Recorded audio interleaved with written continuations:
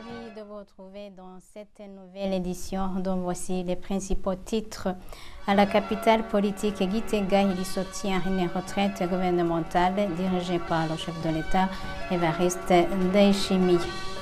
Les membres du gouvernement analyseront ensemble la mise en œuvre de la vision du Burundi 2040-2060.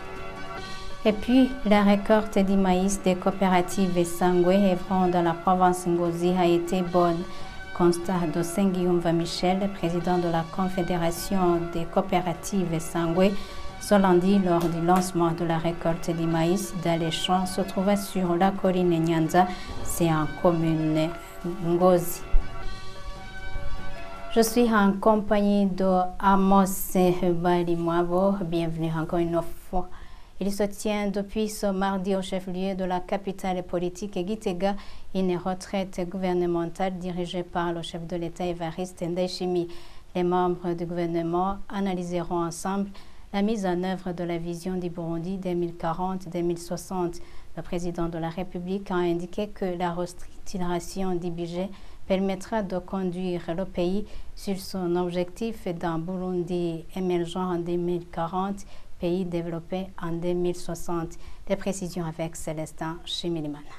C'est une retraite qui réunit les membres du gouvernement sous l'égide du président de la République, Évariste Ndayishimiye. Au discours d'ouverture de la retraite, le président de la République a fait entendre le cadre de la circonstance.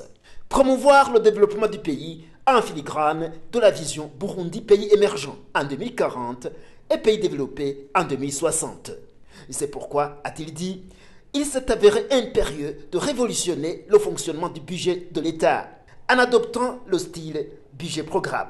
Le président de la République a fait savoir que ce style de fonctionnement axé sur le budget-programme sera appliqué dès le prochain exercice budgétaire 2023-2024. Au bout de chaque année, chaque ministère devra évaluer son exécution du budget-programme dans la vision Burundi 2040, pays émergent et pays développé en 2060.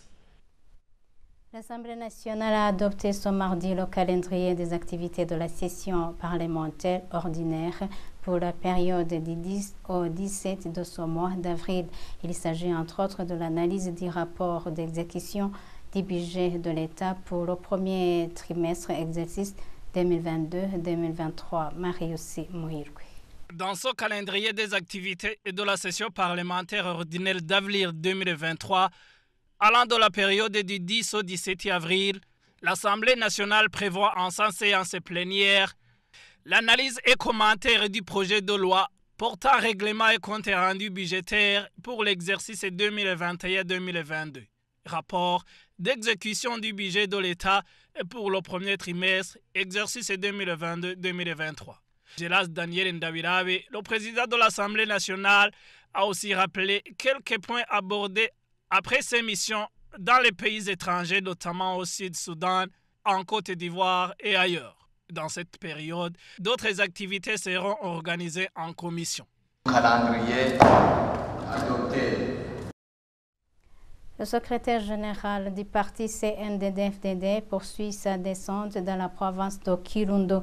Ce mardi, il a rencontré les Bagumyawanga des communes Gitobe et Vumbi, récemment formés sur l'idéologie du parti. Révélé Ndikurio a indiqué que ce parti envisage de mener un projet visant à ce qu'aucun enfant burundais n'abandonne plus l'école. Jean-Marie Vianney, Mawenimana.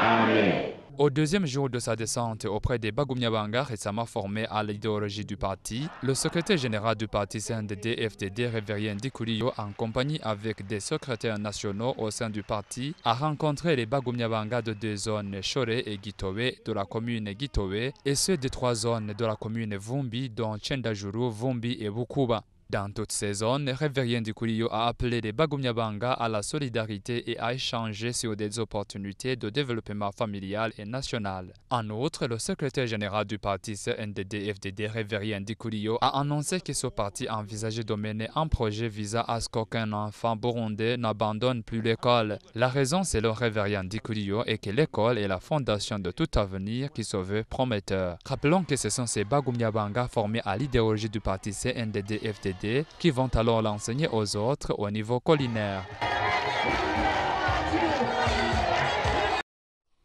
La République arabe d'Égypte a remis ce mardi un don d'équipements médicaux respectivement à l'hôpital militaire de Kamenge, l'hôpital de police et l'hôpital égypto-burundais de Bururi.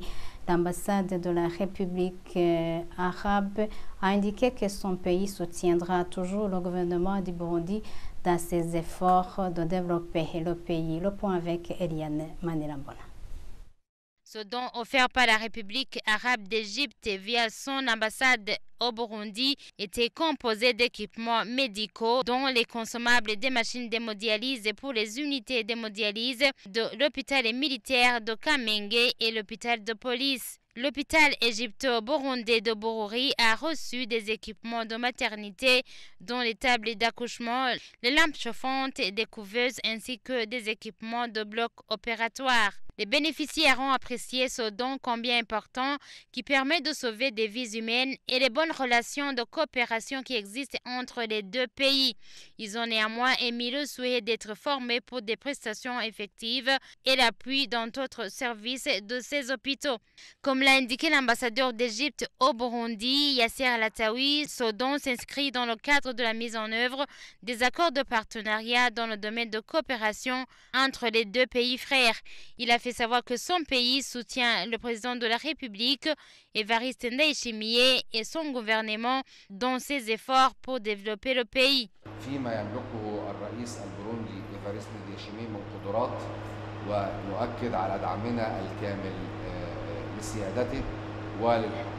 L'Égypte, sous les auspices de son Excellence le président de la République, Abdel Fattah el-Sisi, accorde une importance très grande au soutien de tous les plans de développement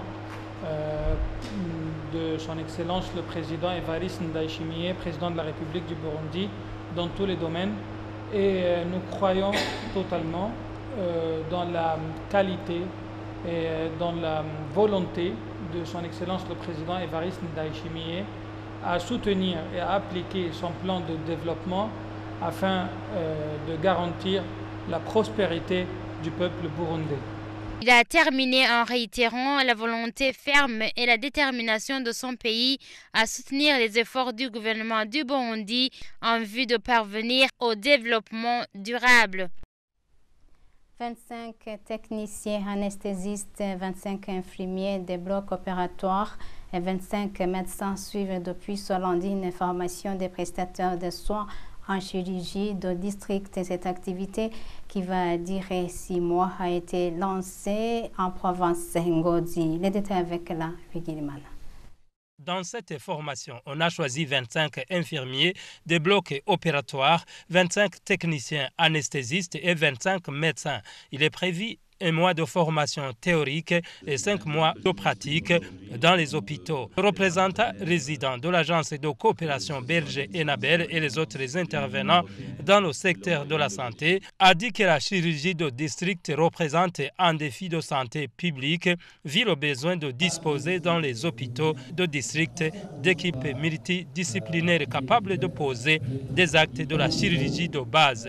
Le secrétaire permanent au ministère de la Santé publique et de la lutte contre le sida qui avait représenté le ministre a indiqué que si les soins chirurgicaux de base sont de qualité, ils diminuent la mortalité. Les soins chirurgicaux de base, si sont de qualité voulue, constituent une approche certaine et efficiente pour réduire la mortalité, les handicaps et les invalidités évitables par l'offre et l'utilisation des services de santé de qualité à toute la population qui en a besoin.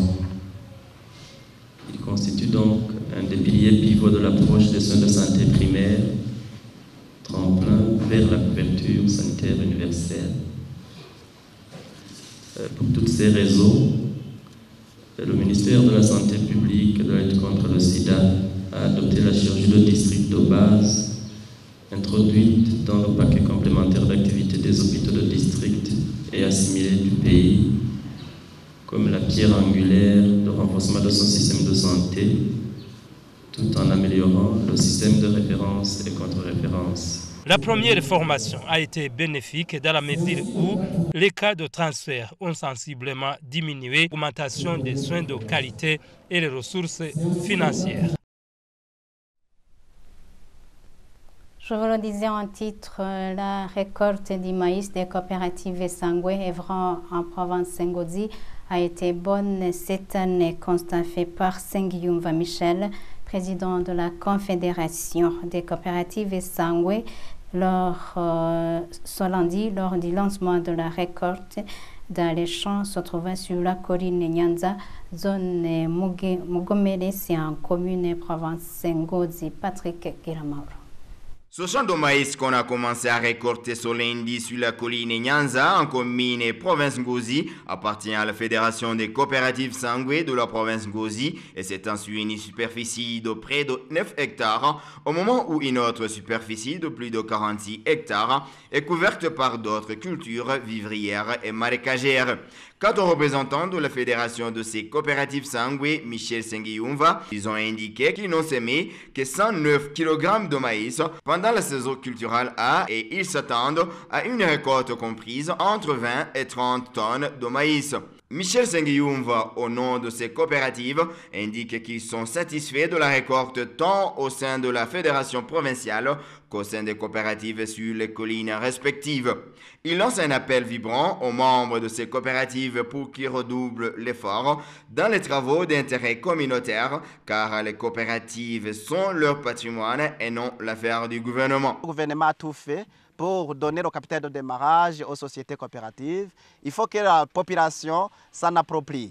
Autre chose, nous demanderions au président des sociétés coopératives de faire la bonne gouvernance, une bonne gestion de la patrimoine, de la chose publique, parce qu'il y a quelques leaders des sociétés coopératives qui essaient de gaspiller, qui essaient de faire la marginalisation des patrimoines ou des richesses des sociétés coopératives. Dans cette même ordre d'activité, notre grand champ de maïs appartenant à 17 coopératives, dont celle Ititegerezo, des leaders natifs de la province Ngozi, un champ s'étendant sur près de 53 hectares est en train d'être récolté. Ils indiquent qu'ils y ont investi près de 1325 kg de semences et s'attendent actuellement à une récolte avoisinant 186 tonnes de maïs.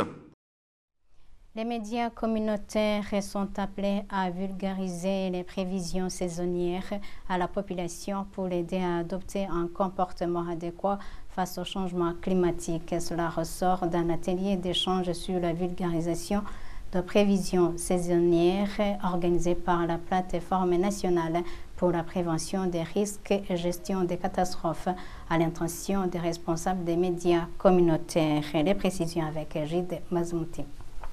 La vulgarisation des prévisions saisonnières météorologiques à la population burundaise est d'une importance capitale car elle permettra d'améliorer non seulement le rendement dans le secteur agro-pastoral, mais aussi la protection de leurs biens et environnement contre les effets pervers du changement climatique. Pour y arriver, le rôle des médias communautaires est primordial. Il a été observé que même si Ijebu donne une note de prévisions saisonnières météorologiques, il s'agit des informations qui restent au niveau des personnes qui disposent des postes téléviseurs, des personnes qui ne cultivent pas, alors que ces informations sont très utiles pour l'agri-éleveur.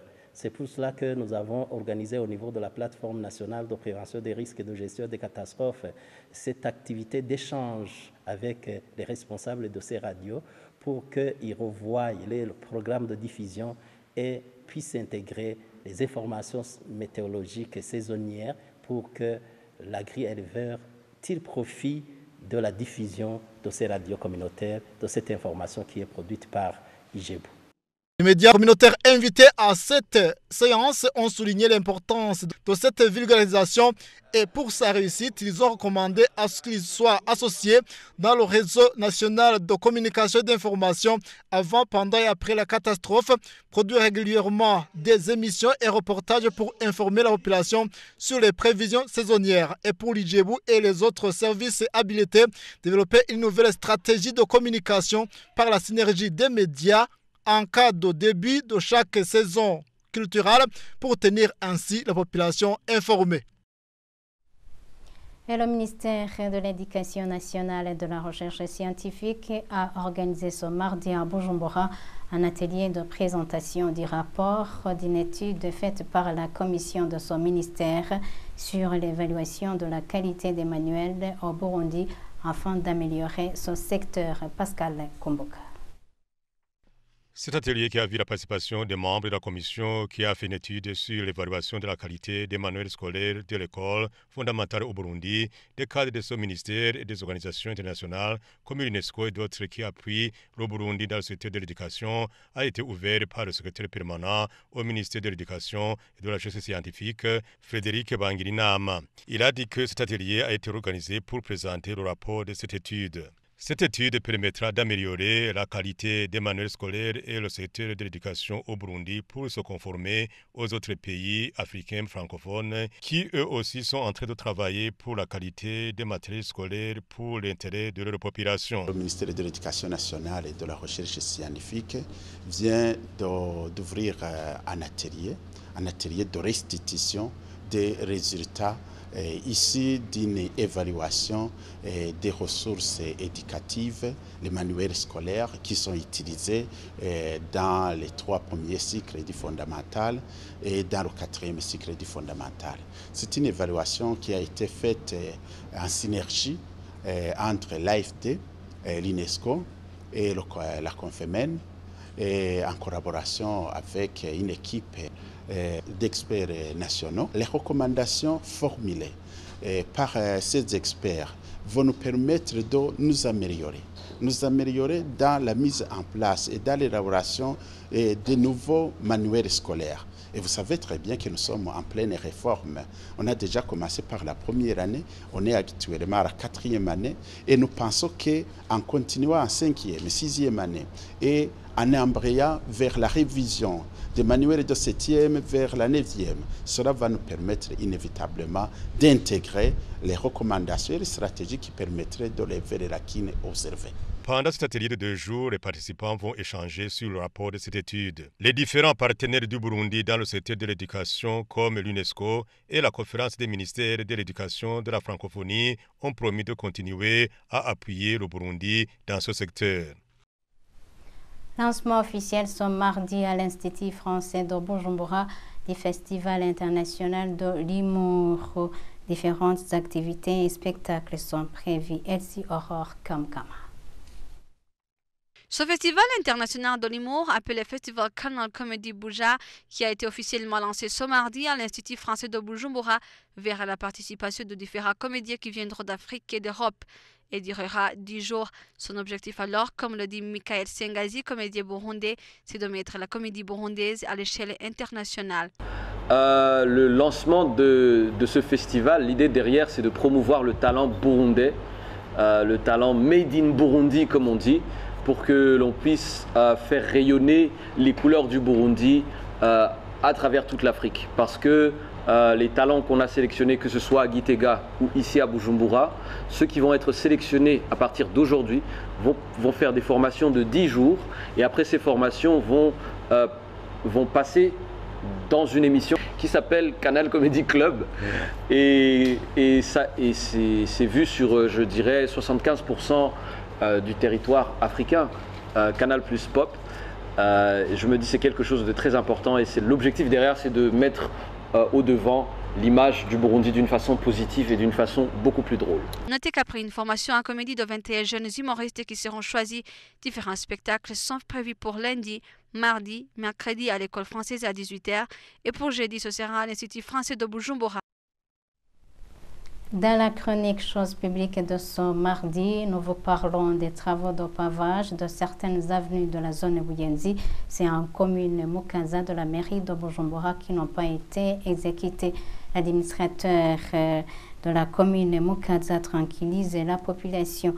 Il indique que cette situation est déjà transmise aux autorités hiérarchiques. La chronique Gestion, Choses publiques plutôt est signée Safi Bahati Joséphine. En commune Mukaza, zone Buyenzi, plus précisément à la 16e avenue, les travaux de pavage n'ont pas été suffisamment bien exécutés. Les dalettes servant pour la couverture des égouts publics n'ont pas une dureté suffisante pour supporter le poids des véhicules. Un autre problème trouvé, c'est à la 19e avenue et 20e avenue. Les travaux exécutés ont été seulement les travaux de pavage, mais les travaux de protéger les berges de la rivière Nahangwa n'ont pas été intégrés dans la conception du projet de pavage. Le résultat de tout cela, c'est que lorsqu'il pleut, l'eau quitte le lit de la rivière et se déverse dans les routes, les caniveaux ainsi que dans les habitations environnantes. L'un des habitants de cette zone, Buyenzi, demande aux autorités habilitées de leur venir en aide car, quand il y a débordement d'eau, leurs biens sont endommagés. À ce point, l'administrateur de la commune Mukaza tranquillise la population et a fait savoir que cette situation est déjà soumise à ses autorités hiérarchiques. Nous allons continuer à presser au niveau du ministère et à l'environnement, à ses attributions, également au niveau du ministère des Travaux publics, pour essayer de chercher les moyens nécessaires pour construire un mur de soutènement qui empêcherait les eaux de quitter le lit de la rivière pour se déverser dans les habitations. Il sied de savoir que la 19e avenue de cette zone est la plus touchée car même le pavage n'est plus visible. En actualité internationale, c'est une affaire qui pourrait devenir embarrassante pour les États-Unis. Une enquête qui a été ouverte après une fuite massive de documents classifiés liés notamment à l'invasion russe en Ukraine. Images et commentaires. C'est un scandale dont les services de renseignement américains se seraient bien passés. Plus d'une centaine de documents classés secret défense ont fuité sur les réseaux sociaux depuis quelques jours. Ils ont été diffusés sur Twitter, Telegram, Discord et de nouveaux documents continuent à faire surface. Parmi eux, des rapports de la CIA, mais aussi des notes liées à l'invasion russe en Ukraine. Des fuites qui pourraient s'avérer particulièrement précieuses pour Moscou, alors que Kiev prépare une contre-offensive militaire pour repousser les forces russes. Parmi les divulgations, des analyses sensibles sur les alliés des États-Unis. Bref, une affaire très embarrassante, tout comme l'aveu du porte-parole du Conseil de sécurité nationale. Nous ne savons donc pas qui est derrière tout cela et nous ne savons pas quel en est le motif. Une affaire qui, par son importance, en rappelle une autre, l'affaire Snowden. Nous devons donc laisser le ministère de la Défense mener à bien son travail avec les différentes agences de renseignement et examiner les implications pour la sécurité nationale. Et nous aussi devons laisser le ministère de la Justice poursuivre son enquête. Les documents qui ont fuité dépassent largement le contexte ukrainien. Ils concernent aussi le Moyen-Orient, la Chine et la Corée du Sud. Joe Biden est attendu en Iran du Nord pour un voyage très symbolique à l'occasion du 25e anniversaire de l'accord du Vendredi Saint qui a mis fin à 3 décennies de violence entre catholiques et protestants. Les détails dans ce reportage. Impossible de le rater.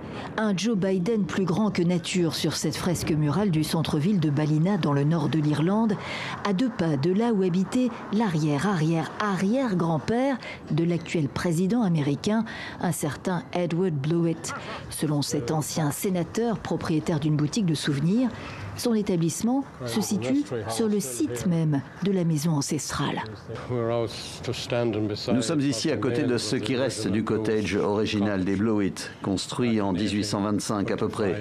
C'est un miracle qu'ils soient encore là, car toute la ville a changé en 200 ans. On a construit partout, sauf ici. C'est ici donc qu'a commencé la légende de la famille Biden côté maternel. Côté paternel, les racines sont britanniques.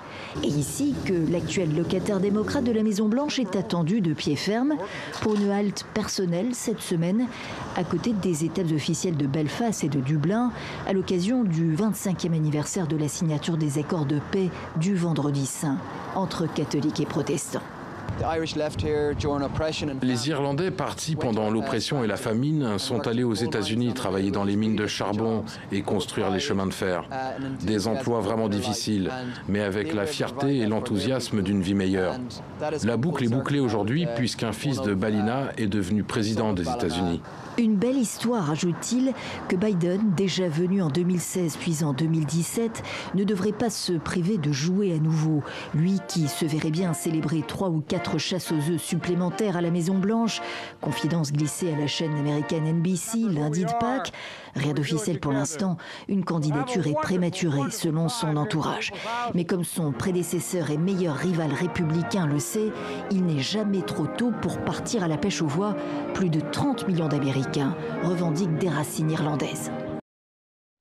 En pleine crise de l'éthique en Israël, il manifestait pour l'extension des colonies et les contre-attaques palestiniennes meurtrières de ces derniers jours qui ont fait 3 morts au sein d'une même famille de colons. Des précisions dans ce reportage. En pleine crise politique en Israël, ils sont des milliers à s'être rassemblés près de Naplouse ce lundi en Cisjordanie occupée. Ils manifestent pour l'expansion des colonies et contre les attaques palestiniennes meurtrières de ces derniers jours qui ont fait 3 morts au sein d'une même famille de colons. Ici, c'est Eviatar, une colonie juive non reconnue par les autorités israéliennes. Pourtant, le ministre de la Sécurité Itamar Ben-Gvir n'a pas hésité à se joindre à la foule. Ceux qui font face à la terreur à Eviatar seront forts face à la terreur à Tel Aviv. C'est notre message ici. Les colons attendent beaucoup de ce poids lourd d'extrême droite du gouvernement Netanyahou, alors que le Premier ministre n'arrête pas de chuter dans les sondages, son parti, le Likoud, avec. On veut mettre la pression sur le gouvernement afin qu'il remplisse sa promesse de légaliser cette colonie. C'est devenu un symbole pour un grand nombre de gens ici. Le ministre du Budget, qui lui aussi s'est déplacé, réitère l'engagement. Eviatar sera légalisé comme promis par l'ancien gouvernement. Bientôt, cet endroit bourdonnera de vie juive. Les gens qui aiment cette terre et la Bible marcheront la tête haute. Mais les Palestiniens de Beïta l'entendent autrement. Eux aussi se sont mobilisés. Ils tirent des projectiles sur l'armée israélienne qui riposte avec des gaz lacrymogènes et des grenades assourdissantes.